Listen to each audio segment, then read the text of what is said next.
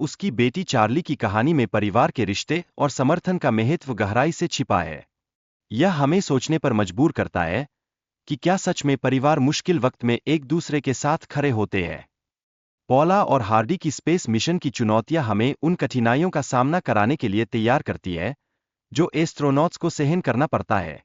क्या आप सोच सकते हैं कि अंतरिक्ष यात्रा की जटिलताएं क्या-क्या होती है?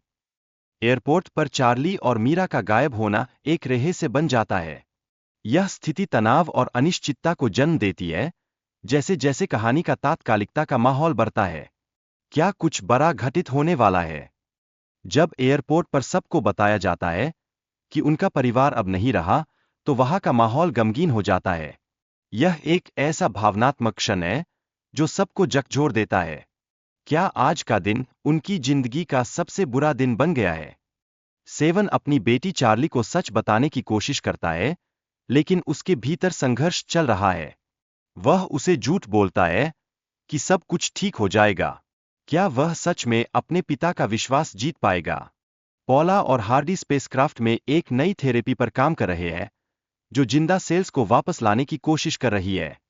क्या यह खोज उन्हें बचाने का एकमात्र रास्ता है? चार्ली की मां की मृत्यु की खबर ने उसे गहरे अवसाद में डाल दिया है।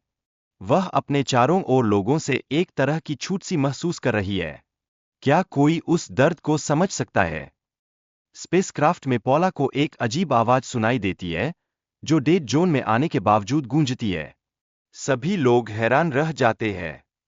क्या यह संकेत है कि कुछ असाधारण घटित हो रहा है?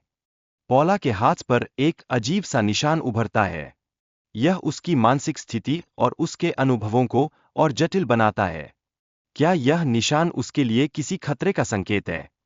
सेवन पॉला की दवाइयों की जांच करता है और यह जानकर हैरान होता है कि उसने कोई दवाई नहीं ली।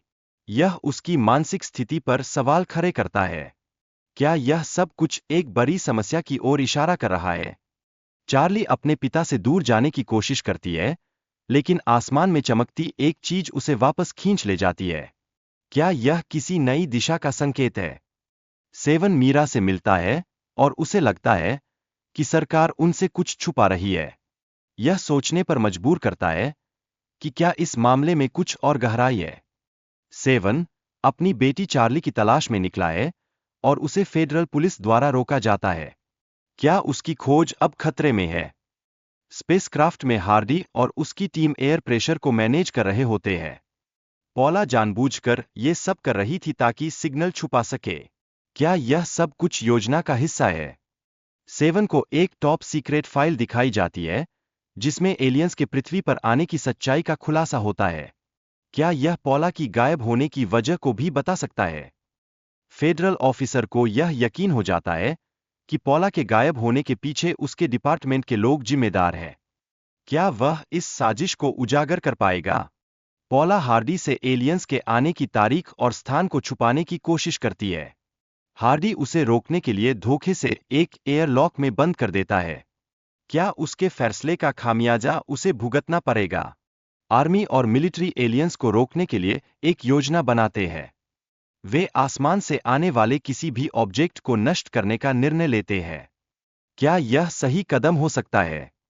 मड्डी की योजनाएं असफल होती है क्योंकि उसके पास सही जानकारी नहीं थी। यह दर्शाता है कि गलत फैसले कैसे गंभीर परिणाम ला सकते हैं। क्या उसे अपनी गलती का एहसास है? नोरा का सही निर्णय लेना उसके नैतिकता को दर्शाता है। यह बताता है कि परिस्थितियां चाहे कितनी भी कठिन हों, सही मार्ग का चयन महत्वपूर्ण है। क्या वह एक प्रेरणा बन सकती है? सेवन और चार्ली को एलियंस के आने का सही समय पता चलता है, जो कहानी की मुख्य घटना को आगे बढ़ाता है। यह एलियंस के संदेश का प्रतीक है। क्या यह उनके लिए एक नई शुरुआत है?